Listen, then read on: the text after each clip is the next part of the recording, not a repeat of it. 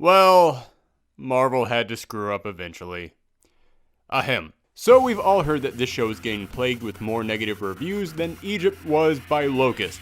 And I'm here to tell you that these negative reviews are being blown out of proportion. It is not that bad, but it certainly isn't good either. In fact, when I started watching this show, it was loaded with negatives. So much so that I was genuinely stunned at what I was watching. I couldn't believe that Marvel had screwed up this show on so many levels. But I will say this. As the show went along, most of the problems I had ended up correcting themselves, and some of them even turned into positives. For example, this show is about Danny Rand, son of a billionaire businessman returning home from a magical city where he learned Sparkle Fist Kung Fu, and when he gets home, the Meachums, the family that has been running his business, are either flat or cartoons.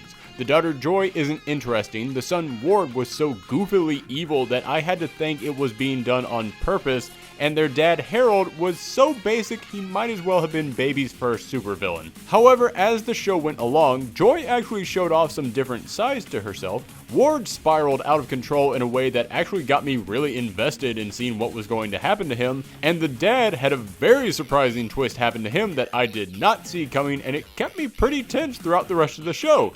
Every Marvel show keeps me watching and makes me want to tune in to the next episode rather than going to bed, and the only thing in this show that did that for me was this weird supernatural business drama that was the Meachum's family. Also, along the way, Danny meets a young karate instructor, Colleen Wing, who is trying to keep her dojo afloat, and the first time that she popped up, I thought she gave an awful line reading, and it made me very nervous. But after that, she actually turned it around. In fact, later on, she shows off some real acting chops when she has to get very emotional, and her own story takes a great twist that makes me far more interested in seeing a Daughters of the Dragon series rather than a second season of Iron Fist. She ended up becoming one of my favorite things about this show. And for a show like Iron Fist, the action needs to be the star. You need some amazing fight scenes. That's what this guy does. He's the master of a secret martial arts, and he fought a dragon to get that power. But the fight scenes kinda stink in this show. At least in the beginning. This show in the first 6 episodes has some of the worst choreography I've ever seen in fights, and the editing isn't helping. There is one fight that is so poorly edited, I had to constantly rewind, literally about 8 times during the fight because I had no idea what I just saw. There's one fight with 50 cuts in 30 seconds. It was stunning that they thought this was good enough to put on the air. And even when the action looks okay, Iron Fist himself never does anything impressive. Nothing that says Master of the Iron Fist, more like, yeah, I guess I know some moves. I mean, he gets his ass handed to him by random thugs. Not special assassins, no, just random dudes are kicking his ass. And don't tell me it's because his training isn't complete yet. This is a guy who has already slain a dragon. He can take out random dude in a truck. However, as the show went along, they corrected the course on this as well. It never became great, it never became as good as you want it to be, but it does become competent. In the second half of this series, the fights actually look way better, you can actually tell what's happening in them, and the people in the fight actually pull off some pretty impressive moves, and it looks like they know what they're doing, rather than looking like they're at dress rehearsal. But speaking of rehearsals, that's one of the biggest problems with this show. This show feels like they just took the first take on everything. It feels like they were just saying, come on, move it along, we have to get ready for Defenders. There are so many bad line reads, so many cuts or stunts that don't match up at all, so many shots that did the bare minimum amount of work and didn't add any flair or style to the scene at all, that the only excuse is that the people making this show just didn't care. And considering that the showrunner on this series is the same guy who made the most disappointing seasons of Dexter, yeah, I think the people working on this just showed up for the check. And that goes double for the set design. In Daredevil, everything looked real. In Jessica Jones, everything looked real. In Luke Cage, everything looked real. In Iron Fist, everything looks like a set.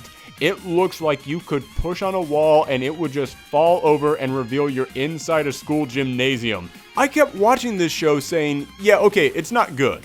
but some of those superhero shows over on the CW are still worse than this.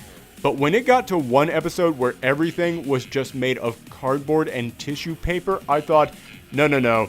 Even the worst episode of Arrow would still throw more money at it than this episode did.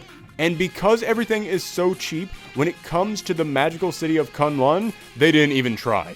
We never once get to see the magical city where Danny trained. We never get to see his origin or what led him to where he is. We have to just hear people talk about how cool it would be if we could see it.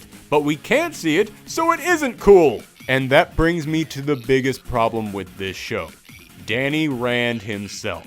Now, I hate critiquing an actor because I can't act to save my life, but yeah, Finn Jones is flat out bad in this role. There are moments where he shines, moments where he's pretty good, but they are so few and far between, they are sprinkles on a dirt cupcake. He doesn't give off the tortured survivor vibe that he needs to, he can barely capture the goofy fish out of water figure, and every time that he talks about martial arts, he sounds like a guy teaching you yoga at a strip mall. And what's worse is he whispers almost every line he says to try and make it more dramatic. It doesn't make it more dramatic, it just keeps you from emoting. He feels less like an immortal weapon and more like a guy at Jamba Juice trying to do a Batman impersonation. So as I said, there are things that I really like about this show, but those things that I like are all on the outer rim. They're the surrounding elements. But the stuff that I dislike about this show is dead center and it's on full display. And because of that, the good kind of negates the bad, but you have to remind yourself that what's bad is what you showed up for in the first place. Iron Fist gets a 4.5 out of 10 from me. Thank you for tuning in to a Thorgi mini review. If you watched all of Iron Fist and want to hear my spoiler talk on the show, then click here to see part 1 and part 2 of our video discussion. And as always, let me know what you thought on Twitter and Tumblr at Professor Thorgi and in the comments below. Thanks again, everyone. Come back next time.